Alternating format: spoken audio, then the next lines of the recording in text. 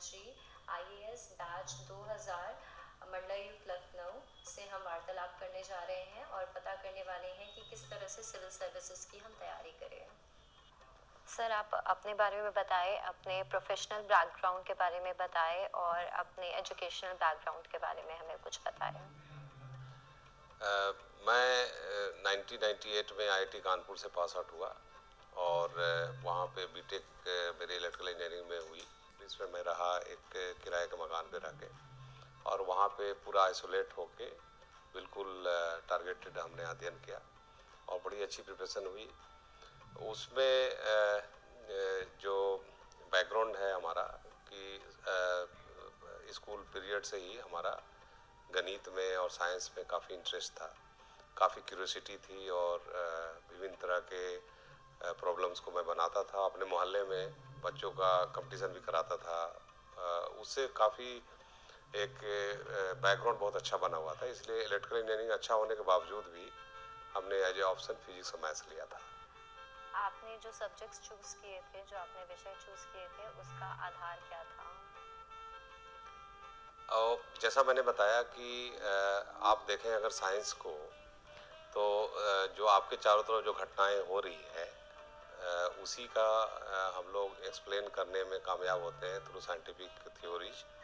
और उस थ्योरी को पहले पोस्टुलेट के रूप में रहती है, फिर उसको और अन्य इवेंट से अगर उसको टेस्ट करते हैं और अगर वो एविडेंस बेस्ड उसमें सही रहती है, एक्सप्लेन कर पाते हैं, तो वो थ्योरी के रूप में फिर बन जाती है। और इससे बड़ा ही रेलेवेंट लगता था कि आपके चारों तरफ जो गाड़ियाँ तेज़ी से जा रही है, जो पेड़ हिल रहे हैं और जो कॉस्मिक में जो चीज़ें हो रही है, यू कुड इजली एक्सप्लेन। और मुझे इतना इंटरेस्ट था शुरू से में मेरे हिसाब से बड़े कम फंडामेंटल लॉ हैं, न्यूटन्स लॉ हैं, मैक्सवेल के हैं, आइंस्टाइन के हैं।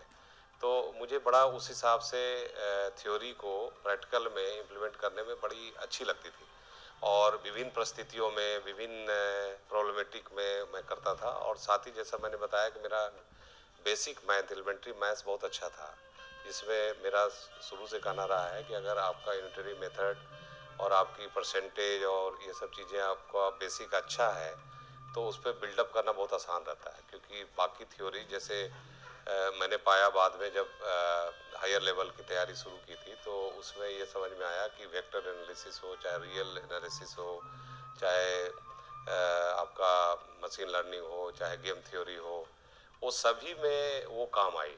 जो बिल्डिंग ब्लॉक्स होते हैं वो एलिमेंट्री होते हैं, इसलिए आपको देखना चाहिए कि अगर आप कॉन्फिडेंट हैं एलिमेंट्री कैलकुलेशंस में, तो आगे की सिलेबस को केवल आपको उसकी बेसिक जो डेफिनेशन होती है, मैथ में बहुत इंपॉर्टेंट ये है कि उसकी जो बेसिक डेफिनेशन है दैट इज ह्यूमन डिफाइंड।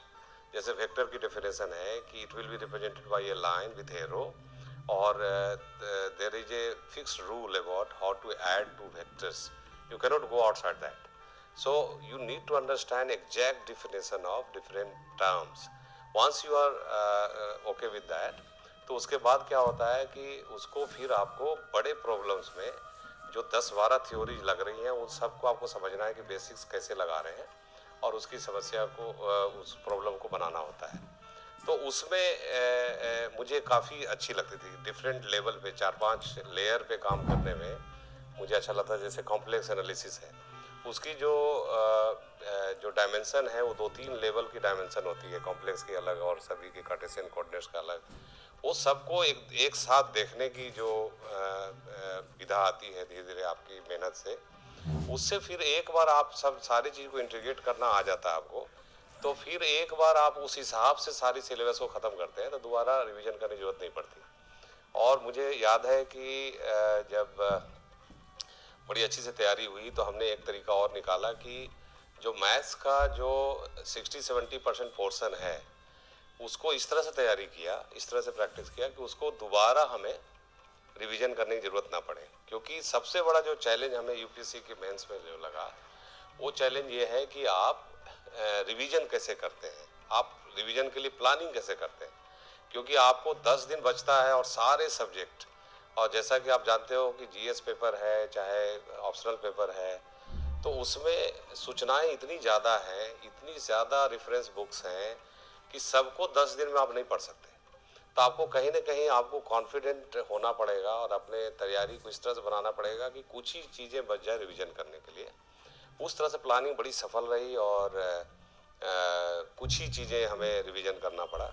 बाकी ऑल्सो उसमें बहुत सारी चीज़ें और देखना होता है कि आप कैसे टाइम मैनेजमेंट करते हैं और कब सोते हैं, जब एग्जाम देना हो रहा है, क्या खाना खाते हैं, लाइट खाना खाते हैं कि नहीं, आप किस तरह से मैनेज करते हैं on the day of examination, फिर आप अपने हेल्थ को कैसे मैनेज करते हैं, क्योंकि सब चीज़ बड़ा इंपॉर्टेंट होता है।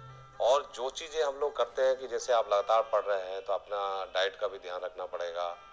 तो वो सारी चीज़ें करने में मुझे जो लगता है कि जो द्वितीय अटेम्प्ट था उसमें काफ़ी अच्छे से उसमें स्ट्रीमलाइन हो गया था। और इस कारण से चूँकि शुरू से रुचि रही क्लास 7 से ही दोनों विषयों में फिजिक्स और मैथ्स को, आप फिजिक्स को भी देखें तो उसमें जैसा मैंने बताया कि घटनाओं का विवरण आप आराम से एक्सप्लेन कर सकते हो कोई चीज़ हो रहा है तो। साथ ही साथ उसमें क्या होता है कि जब आप इंटीग्रेट करना शुरू करते हो उसमें मैथमेटिकल इक्वेशंस आते हैं। तो एक तरह से आप देखें तो फिजिक्स बिना मैथ्स के आप नहीं समझ सकते, और मैथ्स आप जानते हो तो आप सोचते हैं कि मैथ हम क्यों पढ़ रहे हैं इतने इक्वेशन, तो आपको कहीं ना कहीं नेचुरल फिनोमेना में उसका उत्तर खोजना पड़ता है। इसलिए दोनों एक दूसरे से रिलेटेड है।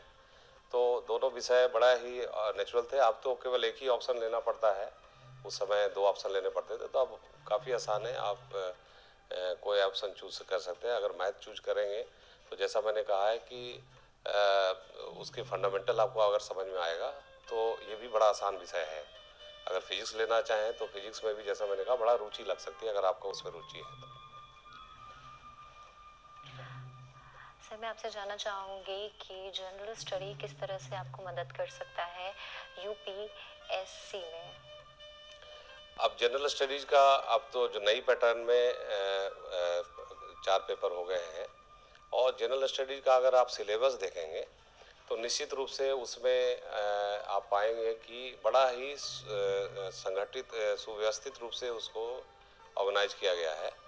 और उसमें सीक्वेंशियल है कि वो पहला फॉर्म है, उसमें जो पहली उसकी जो विषय है, फिर अगली विषय है, सब एक दूसरे से रिलेटेड है। तो आपको होल इंटीग्रेटेड रूप में उसको देखना पड़ेगा सिलेबस को। जैसे इतिहास है, चाहे पॉलिटिकल साइंस है, इकोनॉमिक्स है, तो आपको समझना पड़ेगा कि जनरल स्टडीज़ जनरली ये होता है कि जो लोगों का जो सोसाइटी में रहन सहन है, उनके जो जीवन को सुधारने के लिए जो वेलफेयर स्कीम्स बनाई जाती है, किस प्रकार से सरकार और जनता के बीच रिलेशनशिप होता है, क्या रोल होता है ब्यूरोक्रेट्स का, डिफरेंट इंस्टीट्यूशंस जो हैं समाज के, डिफरेंट इंस्टीट्यूशन जो है सरकारी, डिफरेंट इंस्टीट्यूशन है जो अन्य साइंटिफिक इंस्टीट्यूशंस हैं, उन सब का क्या रोल है, इंडिविजुअल बिहेवियर को कैसे हम देखते हैं, कम्युनिटी बिहेवियर को कैसे डिफाइन करते हैं, किस प्रकार से चीज़ें एक दूसरे से रिलेटेड है। तो जीएस एक आपको अगर सिलेबस को ध्यान से पढ़े तो उसके बेसिक फ्रेमवर्क अगर बन जाएगा तो उसमें क्या है कि जो सबसे अच्छा तरीका है जीएस की तैयारी करने का कि जितना ज़्यादा आप पढ़ें, जैसे सरकारी वेबसाइट पीआईबी है, उसके जो डेली का हर एक स्कीम का जिस्ट उसमें दिया रहता है, जो स्कीम नहीं आती है तो उसके बारीकियों को समझने के लिए बड़ा अच्छा देता है। उसी प्रकार कुछ न्यूज़पेपर्स हैं, उसको एडिटोरियल को पढ़ना है, कुछ जो न्यूज आए हैं उसके पूरे पास्ट का और आगे जो होने वाला है और उसका क्या मायने निकलता है उसको अगर देखेंगे तो आप देखेंगे कि ये जो विषय हैं, जो बेसिक स्केलेटन है इकोनॉमिक्स, पॉलिटिकल साइंस, ज्योग्राफी और ये सब का, वो उस सब मिला के वो उसमें आपको पता चल जाता है कि कैसे थ्योरी पार्ट को प्रैक्टिकल चीज़ें में हम देख सकते हैं उसको। तो ये आपको मौका देता है। आप एक न्यूज़पेपर लगातार पढ़ रहे हैं और एक मैगजीन लेके चल रहे हैं जिसकी लिखावट अच्छी है, जिसकी राइटिंग स्टाइल अच्छी है, तो निश्चित रूप से आपको उसका रिवीजन भी होता रहता है थ्योरी का, और आपको टेस्ट भी होता रहता है कि आप कैसे उस थ्योरी को यहाँ पे कैसे कर सकते हैं। जैसे आप इकोनॉमिक्स का पढ़ें, बैंकिंग सिस्टम पढ़ें, फाइनेंशियल सर्विसेज पढ़ें, जितनी गवर्नमेंट स्कीम्स हैं वो कहीं ना कहीं उसमें बैंक चीज़ें भी जुड़ी रहती है, तो ताना बाना एक दूसरे का बना हुआ रहता है। तो वो देखने का नज़रिया रहता है। तो आप डेली जैसे न्यूज़पेपर आया कोई चीज़ पढ़े, उसको कोशिश करिए कि इसमें क्या इकोनॉमिक्स है, क्या पॉलिटिकल साइंस है, क्या ज्योग्राफी की बात है, क्या साइंटिफिक साइंस एंड टेक्नोलॉजी की बात है। साइंस और टेक्नोलॉजी में फ़र्क ये है कि साइंस इज ए थ्योरी और उसको कैसे हम अप्लाई करते हैं इसमें लोगों के सुविधा के लिए, वो टेक्नोलॉजी के रूप में होता है। उसमें सरकार काफ़ी उसमें इन्वॉल्व रहती है और सरकारी इंस्टीट्यूशंस बहुत सारे हैं जो टेक्नोलॉजी पे काम कर रही है, साइंस टेक पे।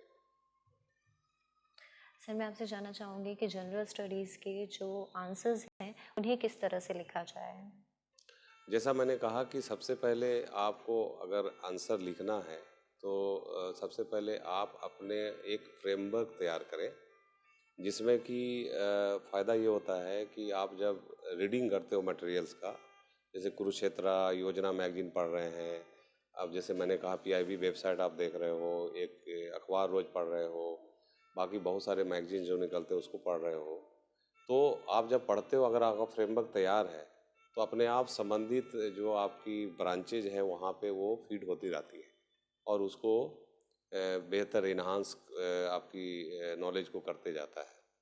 तो सबसे पहले फ्रेमवर्क के लिए ज़रूरी ये है कि सिलेबस को आप बार बार पढ़ें और उसको एक दूसरे को जो कनेक्शन है, इंटीग्रेशन है, उसको समझें कि ओवरऑल हम क्या देखना चाह रहे हैं। जैसे आप देखें कि सामाजिक, आर्थिक, राजनीतिक, कल्चरल जो अदर डायमेंशन है वो क्या क्या हैं जो जिसको टच कर रही है ये सिलेबस।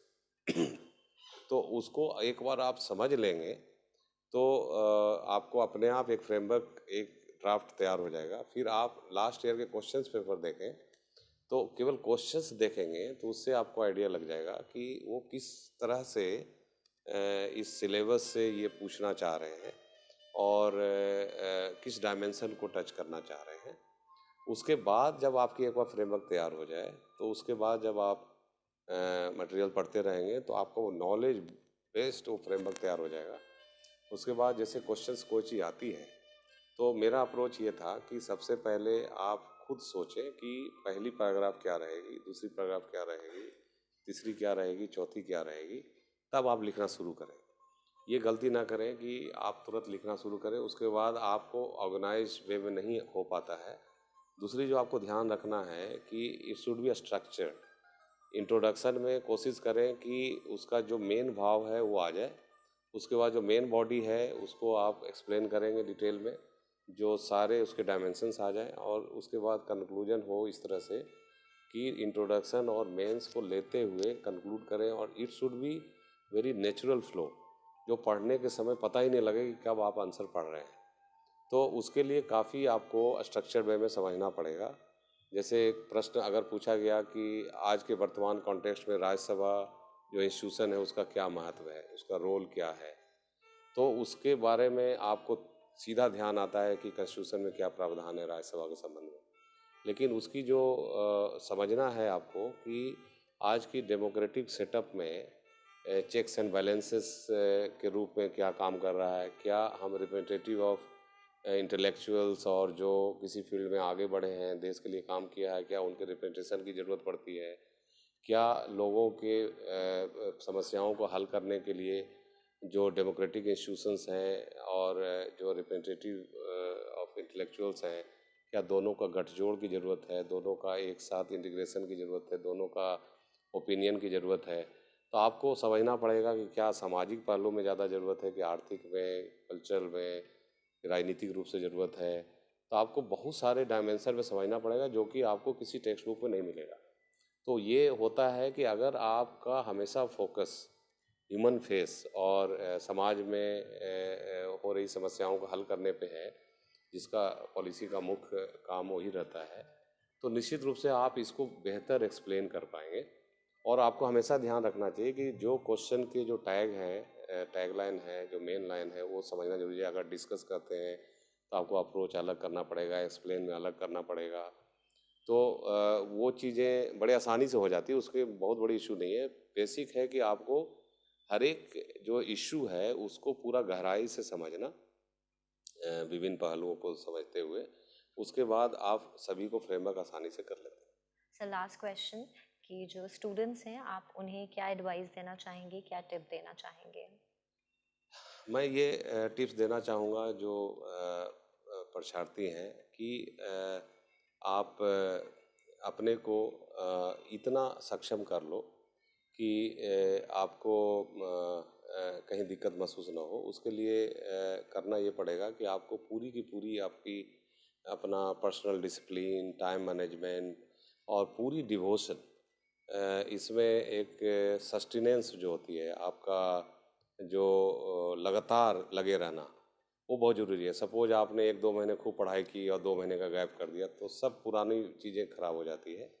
साथ ही साथ मैं ये भी कहूँगा कि लगातार उसको चीज़ को रिवीजन करते रहें और कोई भी चीज़ आप पढ़ें ओवरऑल कंटेक्स्ट में आप उसको ज़रूर देखें। जैसे पूरी सिलेबस आपके ध्यान में रहे कि आज मैंने पढ़ा है, कहीं ऐसा तो नहीं है कि कोई पार्ट का हमने कुछ ज़्यादा समय इसको दे दिया और कोई पार्ट ख़त्म नहीं हुआ, तो आपको उससे बचना होगा। दूसरी ये है कि आप जब कोई किताब पढ़ते हैं तो कोशिश करें कि उससे जिस्ट निकाल के आप कहीं नोट कर लें, क्योंकि आपको दोबारा वो किताबें हो सकता है पढ़ने का मौका ना मिले, क्योंकि इतनी ज़्यादा सूचनाएँ हैं। मेरा सलाह रहेगा कि आप ज़्यादा से ज़्यादा अच्छी मैगज़ीन्स और सर्वे बुक और ये सब पढ़ते रहें, लेकिन कोशिश ये करें कि पढ़ने समय बहुत सीरियस रहें और उसमें से जो चीज़ें निकल के आ रही है वो कहीं नोट कर लें, दोबारा ज़रूरत ना पड़े पढ़ने का, तो निश्चित रूप से आपकी रीडिंग का विड्थ बढ़ जाएगा और उसका काफ़ी फ़ायदा मिलेगा। तो मैं बस यही कहना चाहूँगा कि आपको अगर सफल होना है तो आप इसमें पूरी तरह डिवोशन दीजिए। आधे मन से और आंशिक मन से ये करेंगे तो इसका फ़ायदा नहीं होगा। धन्यवाद सर कि आपने अपना कीमती वक्त हमें दिया।